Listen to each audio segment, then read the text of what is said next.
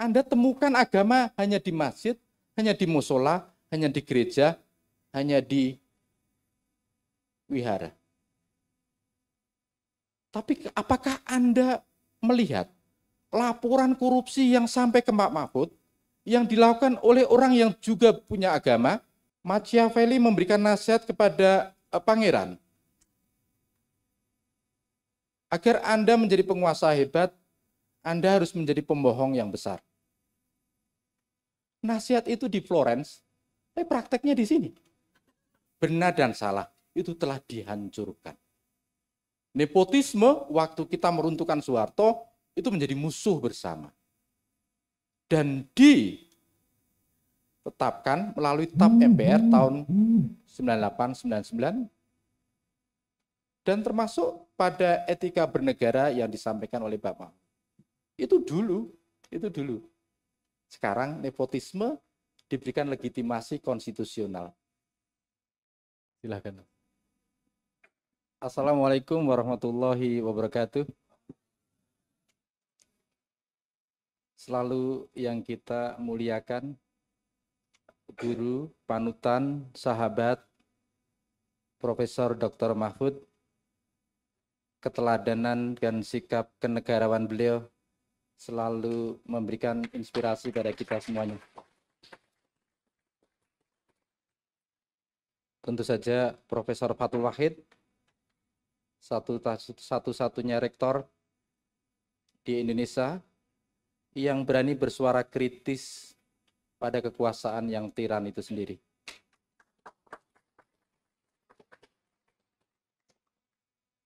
Kepada Syekhuna Hamid Basaib, Syekhuna Al-Kiram, yang hari-hari ini ditunggu kritik pada agamanya, sehingga itu menjadi debat publik. Saya selalu memulai pidato di UI dengan rujukan pada Bung Hatta sebagai salah seorang pendiri UI, dan saya pamit sebentar tadi karena Putri Bung Hatta meminta saya bicara untuk peluncuran buku yang baru saja terbit. Jadi saya izin kepada Pak Mahfud bahwa izin saya justify karena yang ngundang adalah putrinya pendiri UI. Iya. Dan ketika saya baca buku ini, saya terkejut. Karena apa? Karena apa yang menjadi keprihatinan dari Profesor Mahfud di awal pidato dan sekaligus menjadi keprihatinan kita, itu telah diantisipasi sejak awal oleh Bung Hatta. Kata Bung Hatta, pangkal segala pendidikan karakter ialah cinta akan kebenaran dan keberanian untuk menyatakan salah. Saya kutip dari Bung Hatta, bangsa kita terlampau lama hidup secara diplomasi. Diplomasi ini tanda kutip. Berbagai hal yang salah tidak boleh dikatakan dengan terus terang, melainkan dengan menyelimutinya dengan budi yang halus. Untuk mengambil hati juragan, yang nyata buruk dikatakan bagus, yang nyata salah dikatakan benar.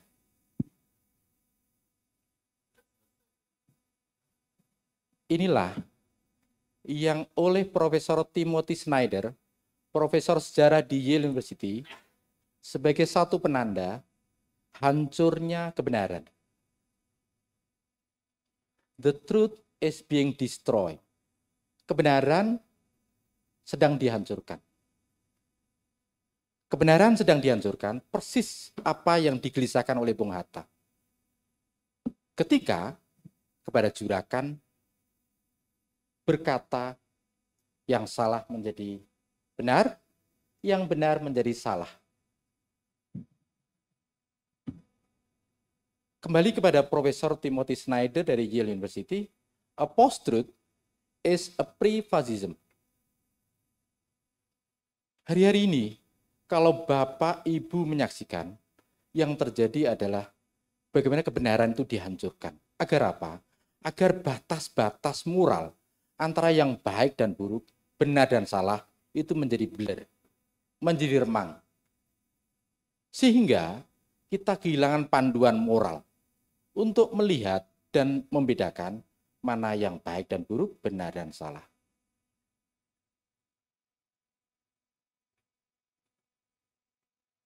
Karena kebenaran dihancurkan, maka yang terjadi adalah post-truth itu sendiri. Pasca kebenaran. Pasca kebenaran, saya tekankan sekali lagi, adalah tahapan awal menuju pada fasisme. Itu kata Profesor Timothy Snyder dari Yale University.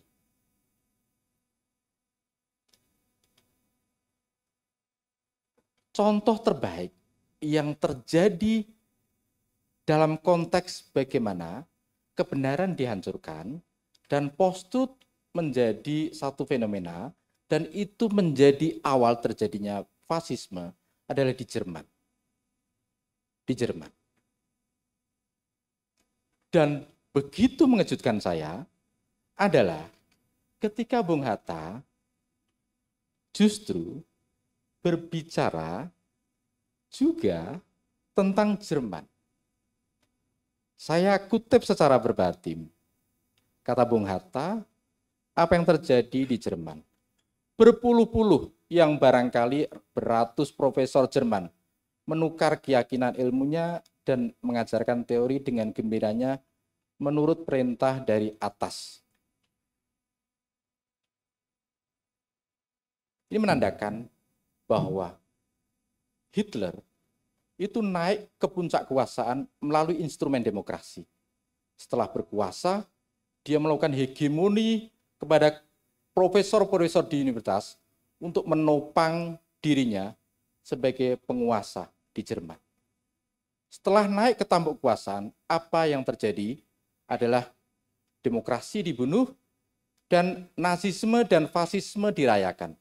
Dan itu ditopang dengan legitimasi intelektual dari kaum profesor, kaum intelektual di universitas-universitas. Saya tarik peristiwa sejarah di Jerman untuk memberikan pelajaran. We learn from history. Kita belajar dari sejarah. Apa yang terjadi hari-hari ini, apa yang terjadi belum lama ini, adalah persis seperti yang terjadi di Jerman. Hitler naik ke puncak kekuasaan melalui instrumen demokrasi, berkuasa, menguasai pikiran kaum intelektual, dan akhirnya membunuh demokrasi itu sendiri. Merayakan Nazisme, merayakan fasisme. Alexander Hamilton, salah satu bapak pendiri Amerika, dalam The Federalist Paper, memberikan satu pesan penting. Tidak sedikit di antara mereka yang naik ke tampuk kekuasaan atas nama demokrasi, tetapi akhirnya berakhir sebagai seorang tiran.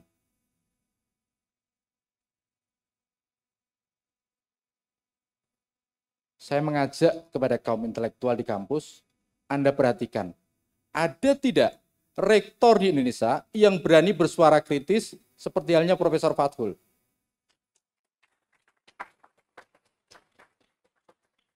Saya tidak memuji dia karena saya diundang dia, sama sekali tidak. Tanpa saya puji pun dia akan undang saya.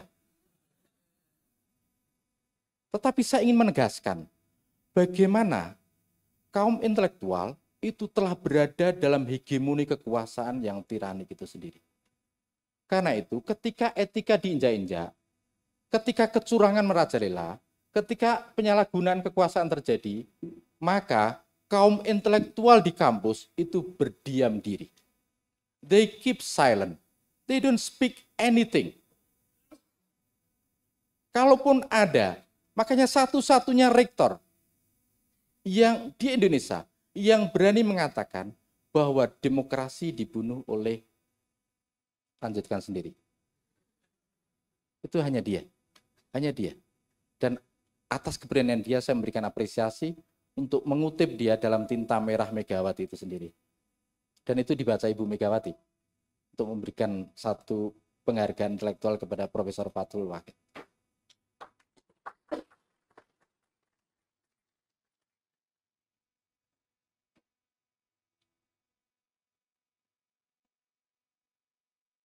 Ini fakta yang orang tidak menyadari karena mereka menerima demokrasi taken for granted. Thomas Mann, novelis tersohor di Jerman, yang akhirnya lari ke Amerika tahun 1938. Di Amerika dia memberikan satu pidato yang mengagumkan tentang the coming victory of democracy. Dia lari dari Jerman karena nasisme, fasisme, dan memberikan peringatan kepada warga Amerika. Don't take demokrasi for granted. Jangan remehkan demokrasi. Karena kebiasaan untuk meremehkan demokrasi, itu yang membuat demokrasi akhirnya mengalami apa yang dalam teori politik sebagai backsliding atau kematian. Anda bisa bayangkan, di Amerika, dengan tradisi demokrasi yang udah berusia ratusan tahun, dengan sistem demokrasi yang menggunakan sistem electoral college. Karena para pendiri Amerika begitu mengkhawatirkan, jika demokrasi langsung, seperti halnya di Indonesia, itu akhirnya mengantarkan kaum demagog. Karena itu mereka punya sistem yang disebut dengan electoral college, agar ada ruang penyaring, sistem penyaring agar kaum demagog tidak naik ke tampuk kekuasaan. Toh dengan sistem penyaring sekalipun, Amerika akhirnya kebobolan dengan lahirnya seorang tiran Donald Trump, the American Tyrann. Ini alarm penting. Bagaimana demokrasi orang naik ke tampuk kekuasaan menggunakan instrumen demokrasi, tapi sebenarnya pada akhirnya membunuh demokrasi itu sendiri.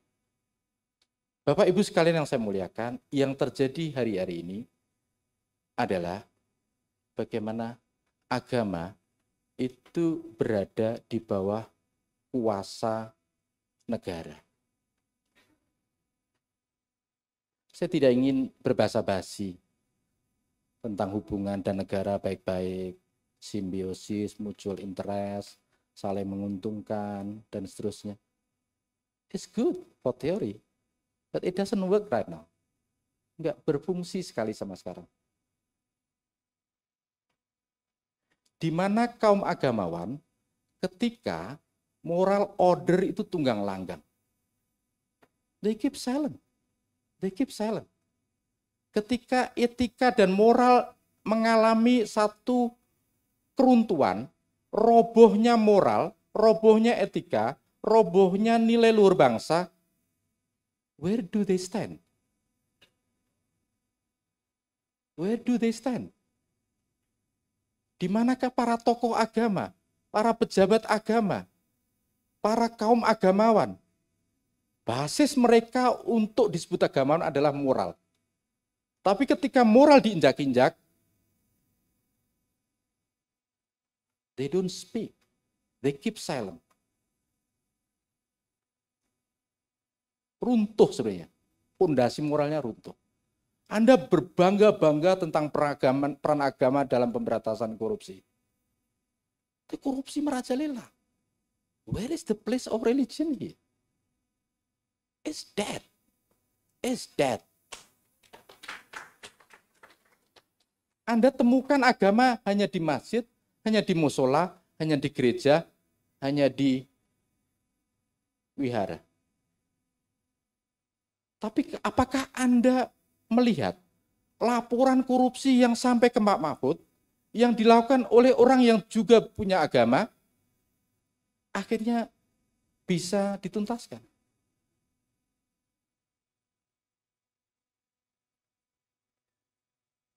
Saya kira pesan dari Bung Hatta itu jelas sekali.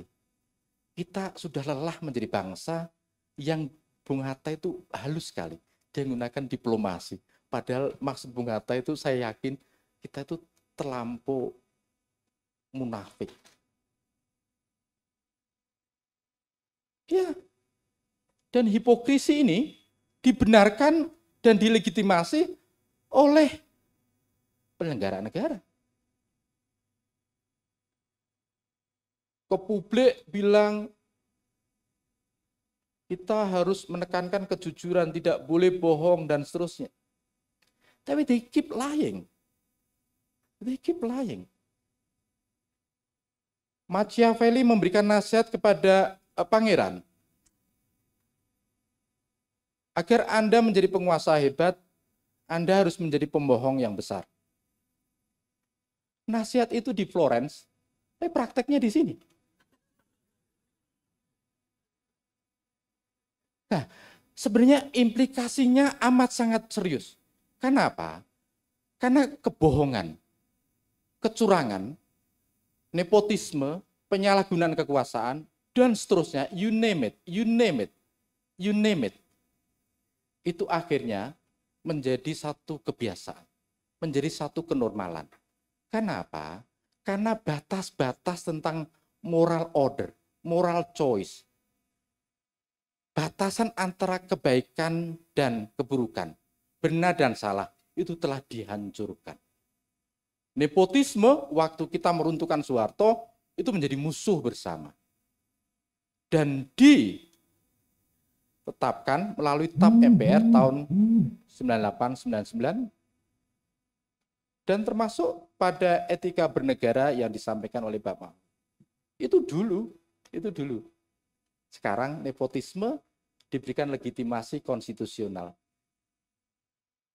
Menjadi satu kewajaran belaka. Saya ingin menutup dengan satu pesan bahwa kita dalam situasi yang amat sangat bahaya. Tapi kita tidak sadari. Tidak kita sadari. Konstitusi akhirnya mengalami sehelai kertas saja. Ingat kembali pesan Farid Zakaria. Ketika melihat apa yang terjadi di Jerman, Farid Zakaria memberikan satu penekanan tentang apa yang disebut sebagai Weimar Syndrome. Sindrom konstitusi Jerman. Yang didesain secara indah, secara bagus, secara luar biasa, tapi akhirnya tidak kuasa untuk menghadapi fasisme dan nazisme itu sendiri. Saya khawatir bahwa konstitusi, undang-undang, ketetapan MPR, dan seterusnya, itu akhirnya tinggal sehelai kertas. Dead paper. Tetapi tidak punya kekuatan untuk merubah masyarakat kita, merubah penyelenggara negara. Dan itu sebenarnya alarm terbesar bagi kita. Kenapa? Antara lain karena batas-batas baik dan buruk, benar dan salah, itu telah menjadi blur, menjadi remang. Sehingga kita tidak tahu lagi mana yang baik dan buruk, benar dan salah, semua akhirnya tergantung kekuasaan. Pak Mahfud pernah berpesan kepada saya, jika kekuasaan dibenarkan, penyalahgunaan kekuasaan dibenarkan, akhirnya ini memberikan satu presiden bahwa akhirnya kekuasaan yang menentukan segalanya, kekuatan, kekuasaan, dan uang itu sendiri. Saya ingin menutup Pak Mahfud dari pesan dari Adam Smith, karena Pak Mahfud memberikan atribusi saya lulusan Harvard. Saya kira tidak absah kalau saya tidak mengutip Adam Smith. Adam Smith itu dikenal sebagai seorang ekonom karena The Wealth of Nation. Tapi orang lupa bahwa beberapa tahun sebelum Adam Smith nulis The Wealth of Nation, Adam Smith menulis tentang The Theory of Moral Sentiment. Satu pesan Adam Smith yang tiba-tiba teringat dalam pikiran saya adalah kebiasaan orang untuk mengagumi dan memuji kepada mereka yang berkuasa dan kaya pada satu sisi, dan di sisi lain mengabaikan mereka yang miskin dan dalam kondisi lemah adalah pertanda tentang kerusakan sentimen moral kita. Dan itu yang kita terjadi hari-hari ini. Mereka tunduk pada kekuatan uang, mereka tunduk pada kekuasaan sambil melupakan kaum lemah, kaum tak berdaya, mereka yang tidak dipelihara oleh negara, terlantar, kaum fakir miskin. Karena itu saya mengajak kepada semuanya untuk bersikap kritis pada kekuasaan sambil membersamai kaum papa, kaum lemah. Dan itulah pesan-pesan dari para nabi, pesan-pesan suara kenabian yang selalu kita harus pegang kembali sebagai satu pegangan kita untuk menata republik ini. Terima kasih. Kurang lebihnya mohon maaf. Wassalamualaikum warahmatullahi wabarakatuh.